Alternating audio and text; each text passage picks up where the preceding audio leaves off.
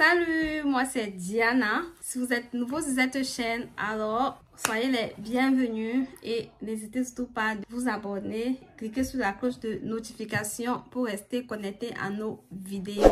Sur cette chaîne, nous parlons de la vie aux États-Unis, nos opportunités, des difficultés que nous rencontrons, la développerie américaine, l'immigration. Si ce sont des sujets qui vous parlent, alors restez scotchés. Aujourd'hui, nous allons parler de 5 choses importantes à savoir, surtout lorsque vous voulez vous lancer dans la recherche du boulot. Avant de venir vous installer aux États-Unis, sachez que c'est un pays très vaste qui comporte 50 États, chacun ayant ses particularités. Le coût de la vie varie considérablement d'un État à l'autre. Les loyers peuvent être 2 fois plus chers dans certaines villes par rapport à d'autres. C'est par exemple le cas de New York où les loyers sont excessivement chers. Vous allez trouver une chambre, une moyenne chambre pratiquement dans les $800 comparé par exemple à Ohio où vous trouverez cette même chambre à pratiquement 300-350 $ le mois. Les salaires peuvent être élevés, mais en raison du coût de la vie, vous constaterez qu'en fin du mois, après avoir réglé toutes vos factures, toutes vos charges du mois, il ne vous reste plus grand chose. Donc c'est un peu ça, le coût de la vie diffère d'un état à l'autre. Peu importe vos revenus mensuels, si le coût de la vie est élevé, cela risquerait d'avoir un impact sur vos économies. Vous aurez du mal à économiser ou à atteindre vos objectifs. Et de deux, vous avez les taxes. C'est quelque chose qu'il faut prendre en compte parce que ces taxes peuvent impacter considérablement vos revenus mensuels. Dans certains États, elles sont très élevées et en plus des taxes locales, il y a aussi des taxes fédérales. Et ces taxes peuvent réduire vos revenus nets. Vous voyez, il y a des villes où vous ne feriez face qu'à des taxes fédérales. Et par contre, il y a d'autres villes où vous feriez face également aux taxes fédérales et aux taxes locales. Généralement, ça s'appelle, on appelle ça les city tax. Les taxes de cité, c'est de ville. Les taxes locales, les taxes de ville, quoi. Donc, quand vous aviez ces deux taxes fédérales et locales, cela a un impact sur le coût même de votre loyer mensuel. Oui, ça impacte également aussi lorsque vous irez faire vos taxes. Vous risquerez vous voir en train de rembourser plus en fonction de vos revenus annuels. Les salaires, en général, les salaires dépendent du coût de vie. Par exemple, nous avons San Francisco. C'est l'une des villes les plus chères aux États-Unis. Vous voyez, à San Francisco, vous devriez gagner environ dans les 120 000 $ l'année. Lorsque vous entendez, c'est élevé. C'est quand même une somme importante. Avec ce montant, après avoir payé votre loyer qui coûte excessivement cher, je vous assure qu'un studio dans cette ville, c'est pratiquement dans les 5 000 $. 5 000 le mois. Et pourtant ailleurs, dans une autre ville comme à Ohio, avec ce montant, vous prenez une maison. Et même en prenant une maison avec pratiquement 4-5 chambres, vous vous retrouvez en train de payer moins de 5 000 $ le mois. Vous voyez un peu la différence du coût de vie qui impacte vos salaires. Parce que quand le coût de vie est élevé, le salaire minimum aussi est élevé. Mais malgré cela, ceux qui ont un revenu faible, ils ont de la peine à s'en sortir. Donc, généralement, dans ces villes, avant de négocier le salaire, prenez la peine de faire des recherches sur le salaire moyen. Sinon, vous devez accepter un montant qui ne vous permettra même pas de vivre. Parce qu'il y a des gens dans ces villes comme San Francisco qui travaillent, mais ils sont homeless. Ils vivent dans la rue, mais ils travaillent. Mais ils n'arrivent pas à vivre comme cela se doit. Ils sont obligés de se retrouver dans la rue pour essayer d'économiser, économiser pour plus tard pouvoir prendre même une chambre où c'est compliqué. Par contre, au Texas, pour être considéré une famille à faible revenu, il faut gagner environ dans les 45 000 l'année. Vous voyez que le coût de vie n'est pas élevé. 45 000 l'année, quand même, c'est considérable pour être considéré comme une famille pauvres aussi, il faut le dire.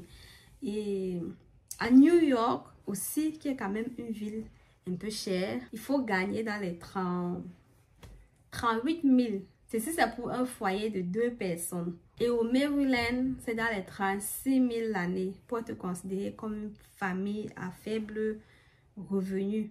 Donc, avant de courir vers un salaire, rassurez-vous de maîtriser le coût de vie de la ville ou de l'État avant d'accepter un salaire. Sinon, vous travaillerez et vous n'arriverez même pas à payer votre loyer. Donc, vous voyez, par exemple, avec 120 000 ou 119 000 dollars l'année pour un salaire d'une famille de 2 personnes, à San Francisco, par contre, ailleurs, vous vivez aisément. Entre autres, il y a des aides sociales disponibles pour les immigrants. C'est une des choses que vous devez aussi connaître. Lorsque vous arrivez aux États-Unis, vous pouvez être accueilli par une famille et après avoir trouvé un boulot, vous avez besoin de 2 bulletins de paie pour évidemment vous trouver un foyer, une maison quoi. Si vous n'aviez personne pour vous accueillir, vous n'avez pas de famille d'accueil, vous pouvez vous rendre dans des centres d'accueil pour immigrants et la Californie entre autres est favorable à ce type de situation. Donc la Californie, ils ont des lois qui favorisent l'intégration ou l'accueil des immigrants sur leur territoire et entre autres ils accompagnent ces immigrants dans la recherche d'un foyer, dans la recherche du boulot. En général, aux États-Unis, le gouvernement a prévu quand même des aides sociales pour des familles à revenus faibles, tels que le cash assistant, qui a une somme qu'on met à votre disposition chaque mois en fonction de votre niveau de vie, tel que je l'ai dit. Il y a aussi le food stamp, qui a une carte que le gouvernement met à votre disposition en fonction du nombre de personnes de votre maison. Entre autres, le food stamp, c'est un bon alimentaire que l'État met à la disposition des immigrants à revenus faibles. Pas seulement les immigrants, l'État met à la disposition de ses citoyens ayant un revenu faible. Donc, ce bon leur permet de faire des achats dans le cadre nutritionnel, uniquement dans le cadre nutritionnel, en attendant que leur situation s'améliore. Vous aurez aussi des financements pour la garde des enfants qu'on appelle généralement le daycare. Lorsque par exemple vous allez au boulot, vous avez la possibilité de faire garder vos enfants et de les reprendre le soir à votre retour du boulot. Et aussi, si vous souhaitez reprendre vos études, lorsque vous venez d'arriver aux États-Unis, vous pourriez bénéficier du Financial Aid, qui est une aide mise à la disposition des immigrants qui souhaitent aller à l'école à revenus faibles, qui vous permettra de rentrer à l'école gratuitement. Moi, je vous conseille d'appliquer, de faire votre application pour recevoir cette aide-là le plus tôt, avant même de vous lancer dans la recherche du boulot. Comme ça, cette aide sera calculée sur une base de 0 revenu. Si vous souhaitez rentrer à l'école, bien évidemment. En général, les aides sociales varient d'un État à l'autre et sont attribuées en fonction de vos revenus et de la taille de la famille. Et enfin, il y a l'assurance maladie et automobile. Le système d'assurance aux États-Unis est complexe. Beaucoup de personnes aux revenus faibles sont qualifiées pour le Medicaid. Le Medicaid, c'est un programme d'assurance maladie financé par le gouvernement. Mais cependant, plus vos revenus augmentent, plus vous pourriez perdre cette couverture sociale.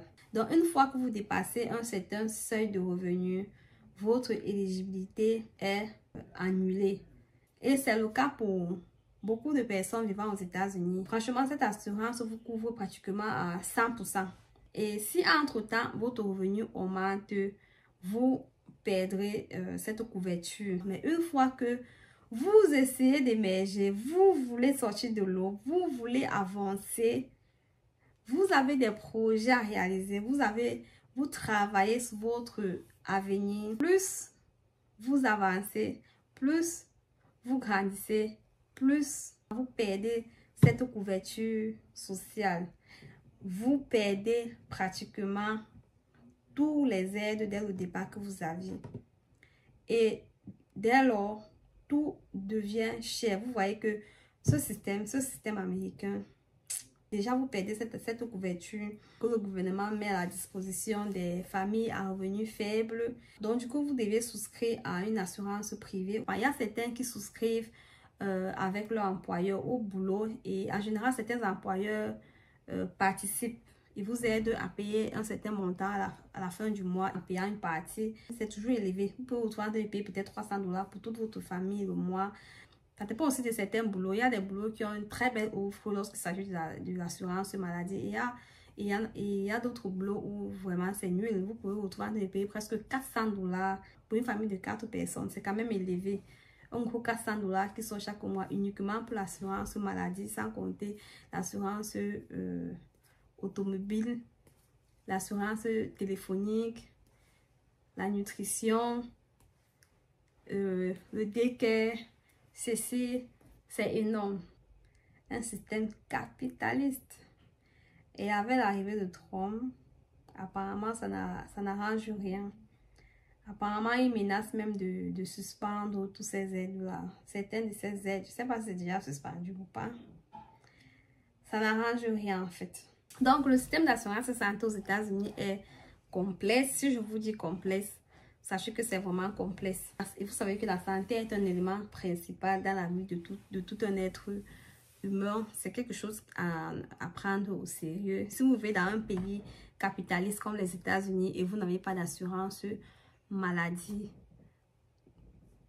c'est compliqué. Et non seulement la santé est tellement chère. Juste pour une simple consultation, lorsque vous recevez la facture, vous n'en croyez pas aux yeux. Quant à l'assurance automobile, elle est flexible. Aux États-Unis, il existe des différents types de couverture disponibles en fonction de vos revenus. Les compagnies d'assurance proposent une variété de polices. Et en tant que bon conducteur, sans antécédents, sans accident, vous pourriez bénéficier de tarifs inférieurs ou de réductions.